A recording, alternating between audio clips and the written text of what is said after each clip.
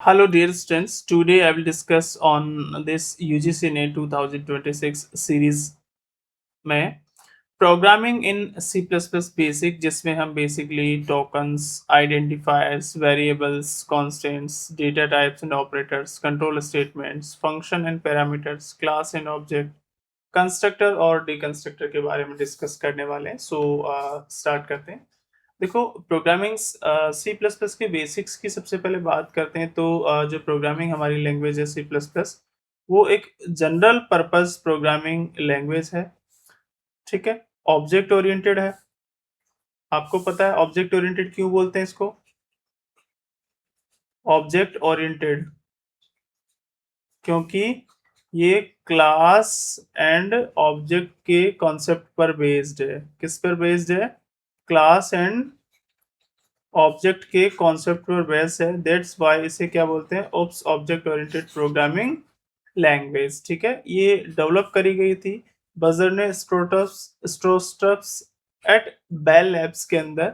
ठीक है, इस लैंग्वेज में कुछ एक्सटेंशंस ऐड करे गए हैं सी लैंग्वेज के साथ, और सी को ही आगे एक्सटेंड करके ऑब्जेक्ट ओरिएंटेड प्रोग्रामिंग लैंग्वेज बनाई गई, जैसे ऑब्जेक्ट ओरिएंटेड के कॉन्सेप्ट्स इसमें ऐड करे गए, क्लास एंड ऑब्जेक्ट इसमें बनाई गई, इनहेरिटेंस इसमें बनाया गया और पॉलीमॉर्फिज्म इसको एक्सटेंड करा गया।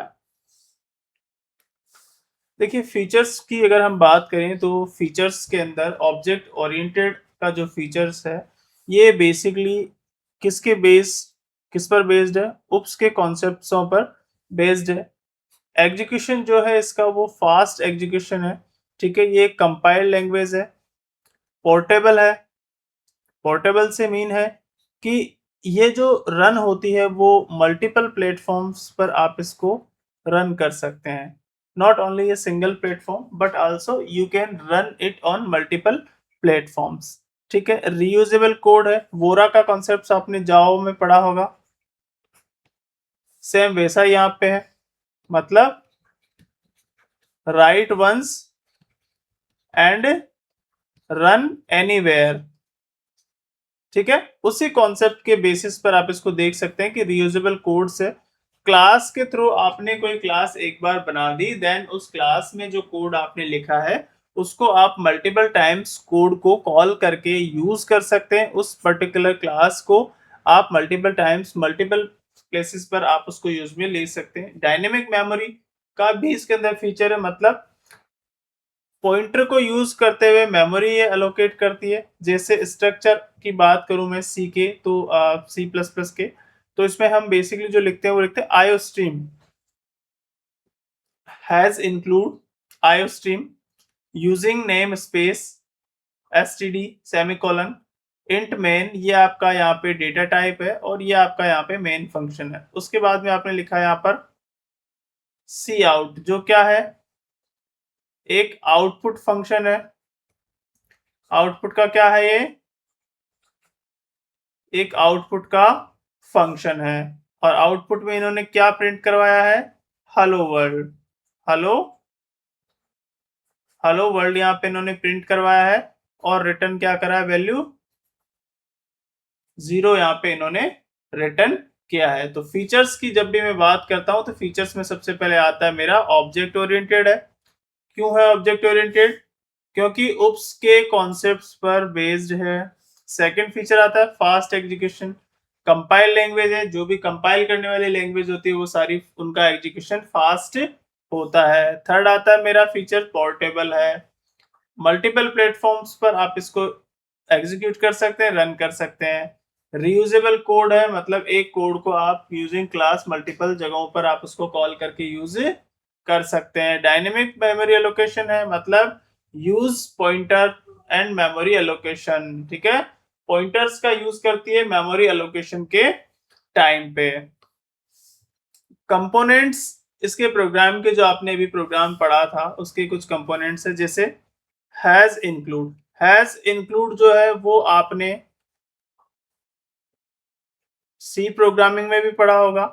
हैज इंक्लूड जो होता है वो एक हेडर फाइल की कमांड होती है। हेडर जो फाइल होती है उसकी ये एक कमांड होती है। जो कि आपकी हेडर फाइल होती है उसको इंक्लूड करने का काम करती है। जैसे आपने यहाँ पे लिखा था हैज इंक्लूड आईओ स्ट्रीम, ठीक है। ये जो आईओ स्ट्रीम है ये आपकी हेडर फाइल है, और ये जो हैज इंक्लूड है ये वाला जो पोर्शन है आपका, कौन सा वाला पोर्शन है, ये जो बेसिकली आपका पोर्शन है यहाँ पर, कौन सा वाला पोर्शन की बात कर रहा हूं मैं, इस इंक्लूड, और ये जो आपके ब्रैकेट्स है यहाँ पर, ये जो पोर्शन है ये आपका एक कमांड है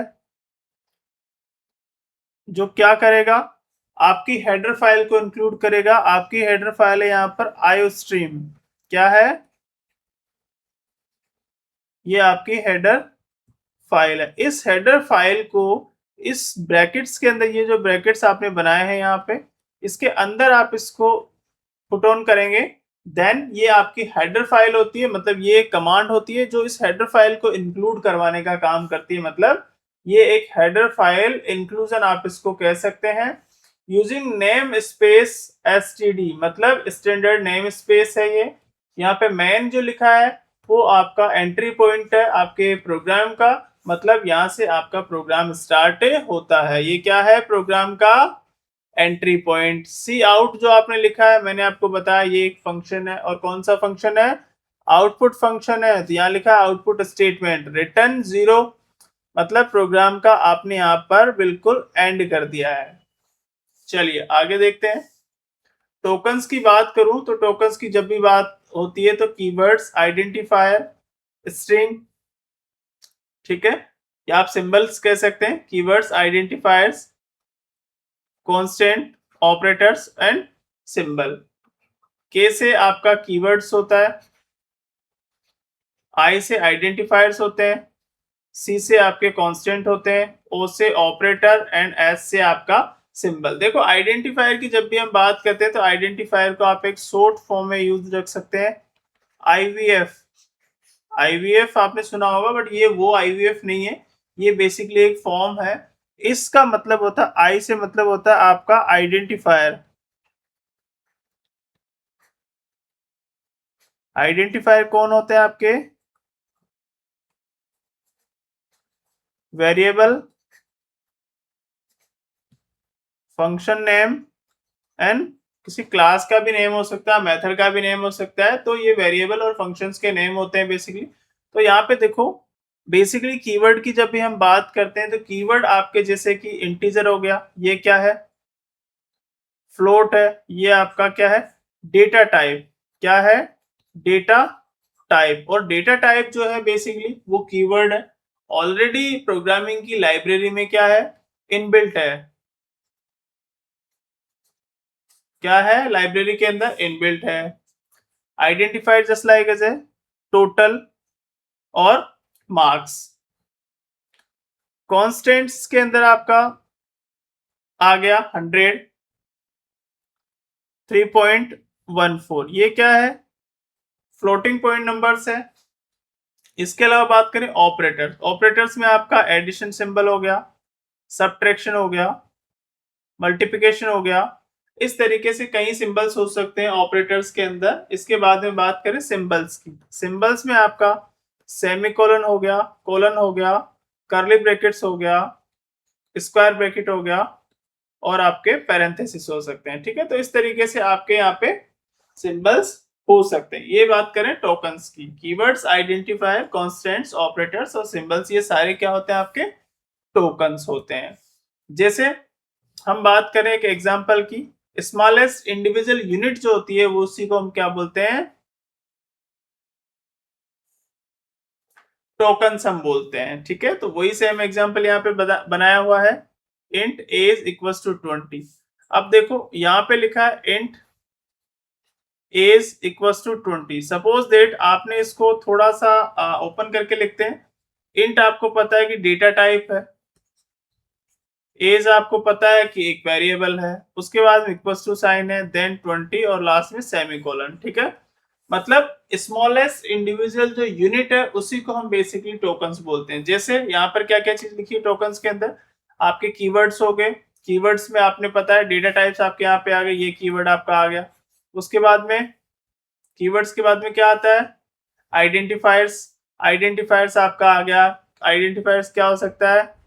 वेरिएबल हो सकता है या फिर किसी फंक्शन का नेम हो सकता है। ये आपका यहाँ पे कीवर्ड आ गया। उसके बाद में ये क्या हो गया आपका? आइडेंटिफायर्स के बाद में वेरिएबल्स हो गए या आप कह सकते हैं ऑपरेटर्स। ठीक है, ये आपके ऑपरेटर्स हो गए, असाइनमेंट ऑपरेटर। इसके बाद में ये कांस्टेंट हो गया आपका, और ये आपके यहाँ पे सिंबल्स हो गए। ठीक है, तो ये सारे स्मॉलेस्ट इंडिविजुअल जो यूनिट है, एक पूरी यूनिट से मिलकर ये बेसिकली टोकन्स यहाँ पे बनाते हैं। That's why it is called tokens. Smallest individual unit को ही हम क्या कहते हैं? टोकन कहते हैं। अब बात करें यहाँ पे आइडेंटिफायर्स की। आइडेंटिफायर्स देखो basically are the name use for. Identifiers वो नेम है जो बेसिकली यूज लिए जाते हैं। ये तीन चीज मैंने आपको बताई। वेरिएबल हो सकता है,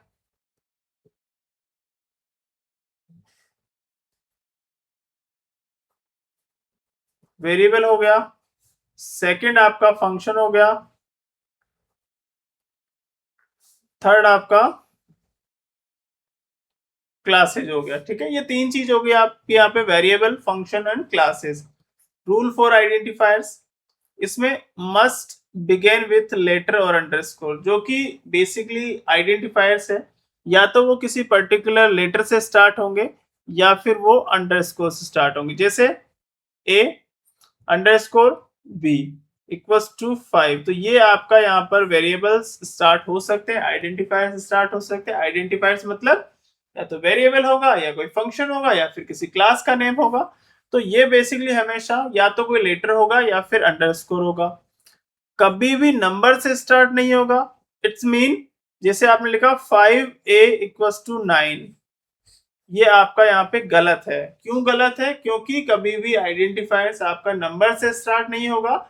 सो आपको इसको नंबर से स्टार्ट नहीं करना चाहिए। पहली कंडीशन ये आपकी यहाँ पे ये है कि या तो ये किसी अल्फाबेट से स्टार्ट होगा या फिर लेटर से स्टार्ट होगा। और लिखा है या तो लेटर से या फिर अंडरस्कोर से, तो ये भी आपका यहाँ पे हो सकता है, ये भी हो सकता है।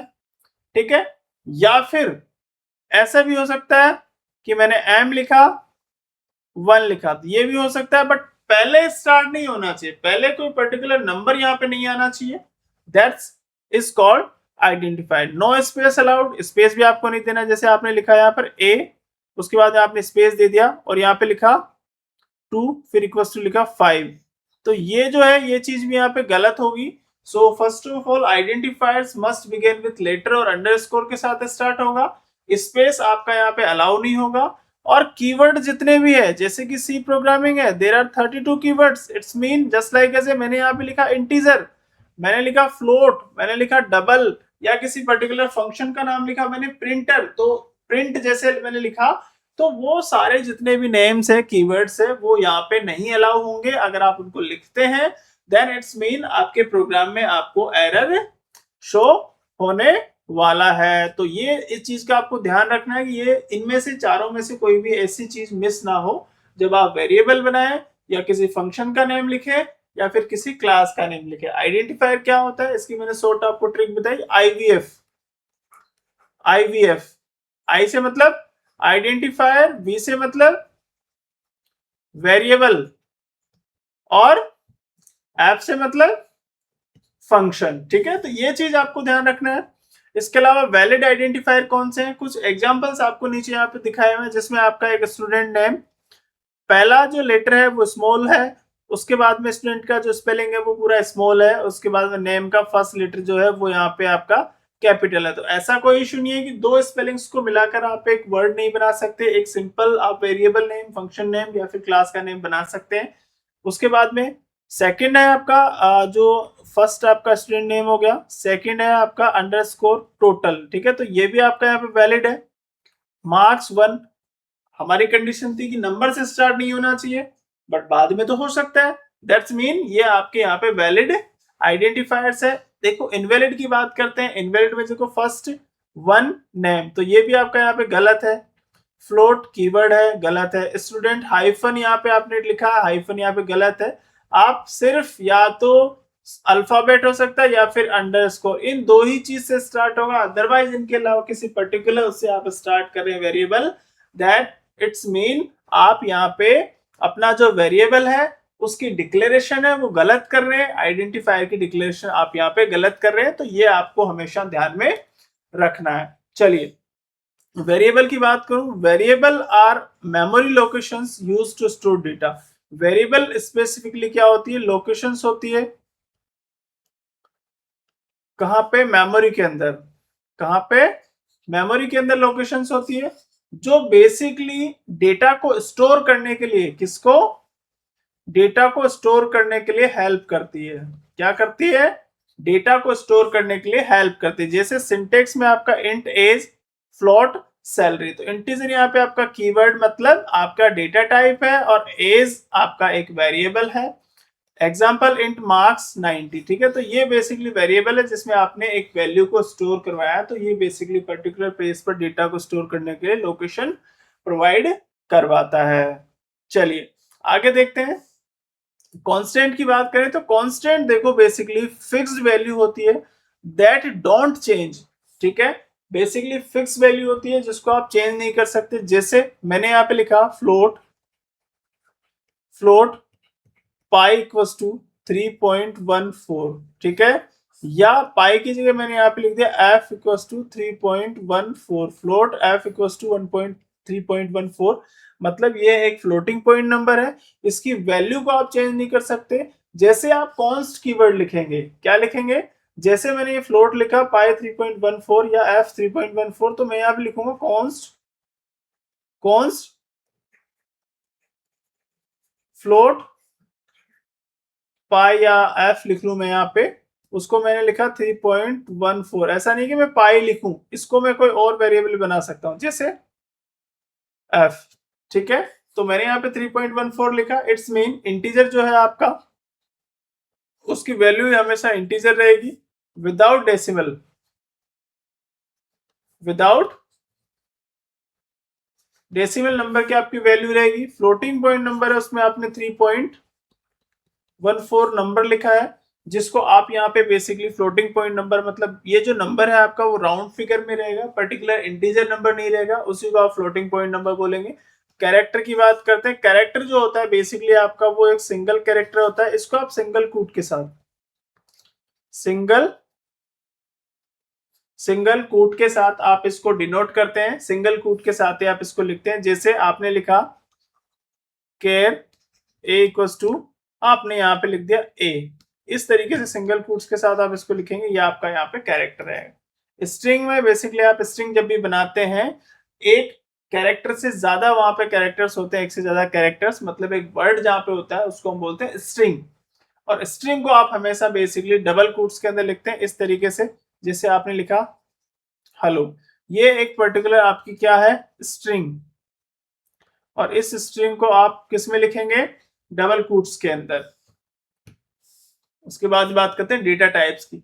डेटा टाइप्स स्पेसिफाई करते हैं बेसिकली टाइप ऑफ डेटा, जो आपने डेटा लिखा है वो उसका टाइप क्या है, किस तरीके का वो डेटा, नेचर क्या है उसका, मेमोरी की साइज कितनी है उसकी, कितना साइज वो मेमोरी के अंदर ऑक्यूपाई करेगा, ये सारी चीजें हमें बेसिकली डेटा टाइप से पता चलती है।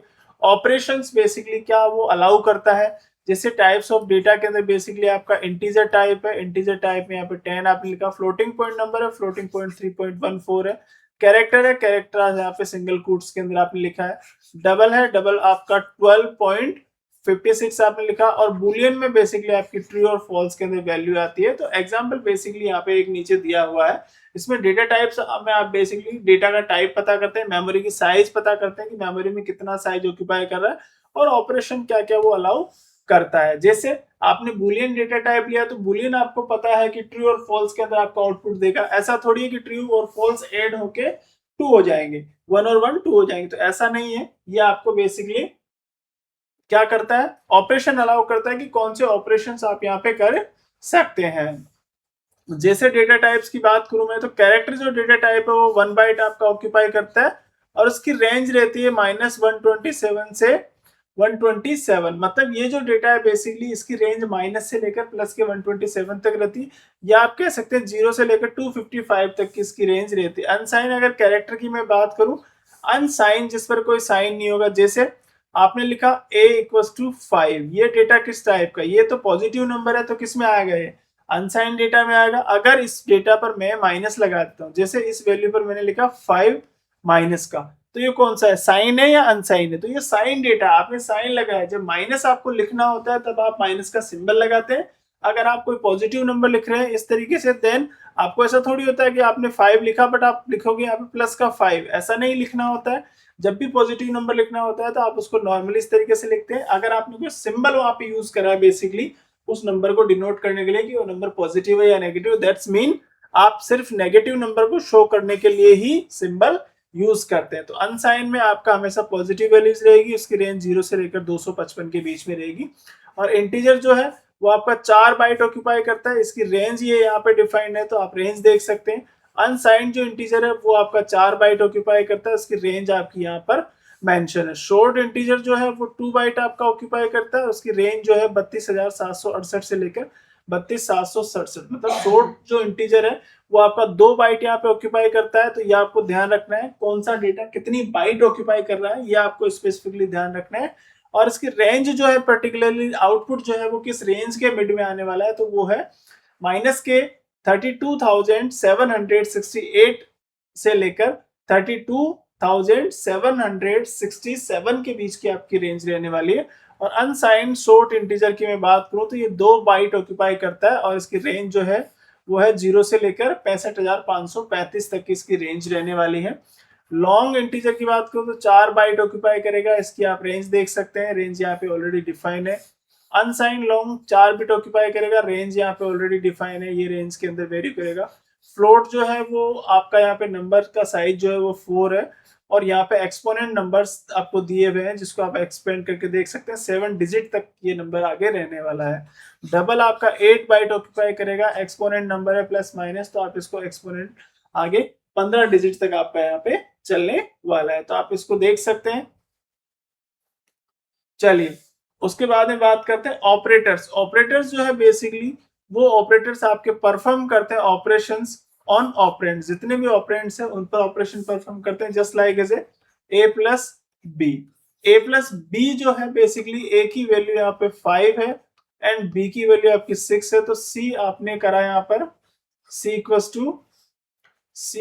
To A plus B. C equals to जब आप ए प्लस बी करोगे इट्स मीन आपने ए की वैल्यू और बी की वैल्यू दोनों ऐड करके सी में स्टोर करवा दिया, तो क्या होगा सी इक्वस टू 5 प्लस 6, क्या होगा ये number final C equals to 11, मतलब सी की जो एक्चुअल वैल्यू है अभी करंट में वो कितनी है 11 है। तो इस तरीके से दो ऑपरेंड्सों के बीच में ये ऑपरेशंस परफॉर्म करेंगे। जैसे ऑपरेटर्स कौन कौन से हो सकते हैं, आपका अर्थमेटिक ऑपरेटर जो बेसिकली ये ऑपरेशन आपको परफॉर्म करने के लिए अलाउ करेगा।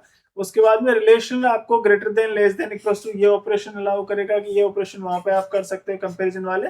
और लॉजिकल आपका एंड ऑपरेटर है, और है, नॉट है। असाइनमेंट ऑपरेटर में आप असाइन वैल्यू करेंगे, और इंक्रीमेंट के अंदर आपका दो टाइप के इंक्रीमेंट रहेंगे, पोस्ट फिक्स और प्रीफिक्स, ठीक है। तो इंक्रीमेंट डिक्रीमेंट दो टाइप के होते हैं ऑपरेटर, इनमें भी पोस्ट फिक्स इंक्रीमेंट और प्रीफिक्स इंक्रीमेंट, और वैसे डिक्रीमेंट में भी दो टाइप के होते हैं, पोस्ट फिक्स डिक्रीमेंट और प्रीफिक्स डिक्रीमेंट। चलिए उसके बाद देखिए कुछ ऑपरेटर्स हैं आपके, जो यहाँ पर एक टेबल दी हुई है, टेबल से आप देख सकते हैं, ठीक है, और इसको आप नोट कर सकते हैं। साइज ऑफ बेसिकली किसी पर्टिकुलर डेटा की साइज, किसी पर्टिकुलर नंबर की साइज की, उसका जो डेटा टाइप है वो क्या है, वो मेमोरी के अंदर कितना साइज ऑक्यूपाई कर रहा है, इसको निकालने के लिए हम बेसिकली यूज करते हैं। जैसे सी प्रोग्रामिंग में आपने साइज ऑफ बेसिकली जब किसी नंबर की मिड वैल्यू आपको निकालनी होती है तब आप basically most of the times इसको साइज ऑफ जो आपका ये है इसको यूज में लेते हैं। उसके बाद कंट्रोल स्टेटमेंट है। बेसिकली कंट्रोल स्टेटमेंट जो है वो आपके एग्जीक्यूशन का जो फ्लो है उसको कंट्रोल करता है,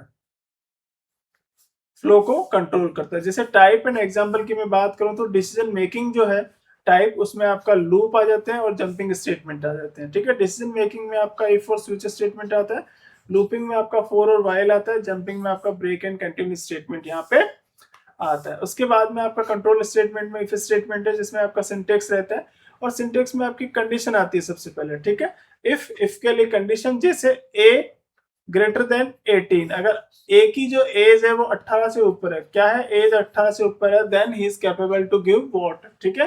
वैसे यहाँ पर लिखा है 40 से अगर अबव मार्क्स आ रहे हैं, मार्क्स की वैल्यू इन्होंने डिफाइन करी, जो भी मार्क्स आएंगे, और 40 से अगर मार्क्स अबव है देन आपका जो स्टूडेंट है वो एग्जाम में पास हो जाएगा, अगर नहीं है देन इट्स मीन स्टूडेंट क्या हो जाएगा, फेल हो जाएगा। अगर 40 से अबव है देन इट्स मीन स्टूडेंट आपका पास वहां पे हो जाएगा। वैसे ये फेल्स है अगर आपकी एज जो है 18 से ऊपर है, एज अगर आपकी क्या है 18 से ऊपर है, देन आप वोटिंग के लिए, वोट देने के लिए एलिजिबल है, अगर नहीं है देन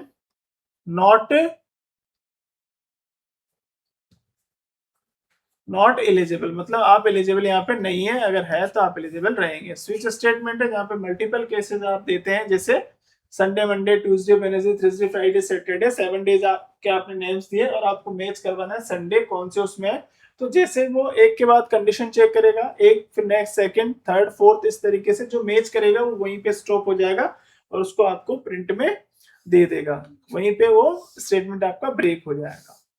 लूप की बात करूं तो लूप बेसिकली फॉर, वाइल और डू, तीन तरीके के लूप होते हैं जिनका इटरेशन फिक्स होता है। इसका कंडीशन बेस्ड होता है। डू वाइल आपका बेसिकली एटलीस्ट वन टाइम आपका जो स्टेटमेंट है उसको एग्जीक्यूट करता है, देन आपको आगे आउटपुट देता है। जैसे फॉर लूप है आपका, फॉर लूप में basically int I equals to 1, I less than equals to 5, I plus plus, ये कंडीशन आपने यहाँ पे दी है। आई की वैल्यू जब तक 5 या 5 के बराबर नहीं हो जाती तब तक आपका लूप यहाँ पे चलेगा। तो आई की वैल्यू सबसे पहले क्या है, 1 है, ठीक है, प्रिंट करेगा। आफ्टर देन कंडीशन चेक करेगा, प्रिंट कर दिया, प्रिंट के बाद में पहले तो ये इंक्रीमेंट होगा, इंक्रीमेंट के बाद में कंडीशन चेक करेगा, कंडीशन चेक करने के बाद में प्रिंट करेगा, फिर से वापस क्या करेगा, कंडीशन इंक्रीमेंट करेगा, देन कंडीशन चेक करेगा, देन फिर से प्रिंट हो जाएगा, ठीक है। क्योंकि हर बार जो वैल्यू है आएगी वो हर बार यहाँ पे आपकी चेंज होगी। पहली बार आपने आई की वैल्यू कुछ और असाइन करा था, अगली बार आई की वैल्यू क्या हो गई, यहाँ पे इंक्रीमेंट होके डिफरेंट हो गई है। आफ्टर देन ये कंट्रोल स्टेटमेंट है आपका, बेसिकली सबसे पहले हमने स्टार्ट करा, स्टार्ट के बाद आपने कोई कंडीशन डाली, कंडीशन आपकी चेक होती है, अगर आपकी कंडीशन ट्रू निकलती है तो एक्शन 1 आपका चलता है, कंडीशन आपकी यहाँ पे फॉल्स हो जाती है देन उस केस में आपका एक्शन 2 चलता है, और फाइनली आपका क्या हो जाता है, यहाँ पे प्रोग्राम का एंड हो जाता है। आफ्टर देन जो फंक्शंस आपके, functions are reusable code block, reusable code block है फंक्शंस, ठीक है। इसका सिंटेक्स आपका return type, function name and parameter, ठीक है। सबसे पहले इसका रिटर्न टाइप, उसके बाद में इसका फंक्शन का नेम, और इसके अंदर आपके आ जाते हैं पैरामीटर, ठीक है।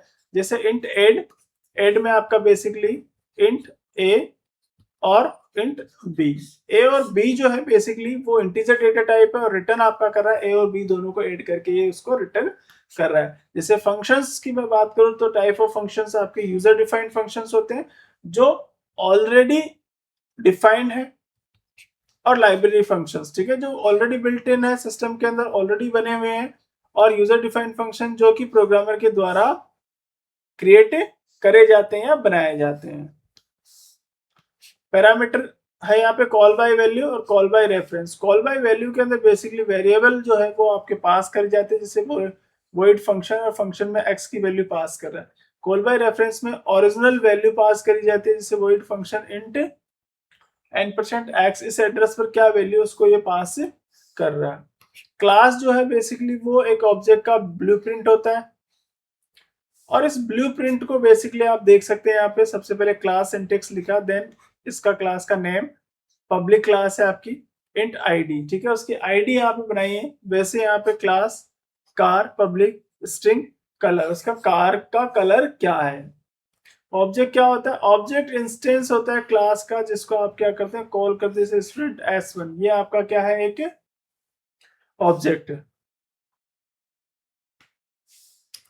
वैसे क्लास एंड ऑब्जेक्ट का एक एग्जांपल है यहाँ पे, क्लास ब्लूप्रिंट है, ठीक है। जैसे प्रॉपर्टीज की मैं बात करूं तो इस क्लास के अंदर क्या क्या चीज आ सकती है, कलर आ सकता है, प्राइस आ सकता है, किलोमीटर आ सकता है, उसका मॉडल आ सकता है।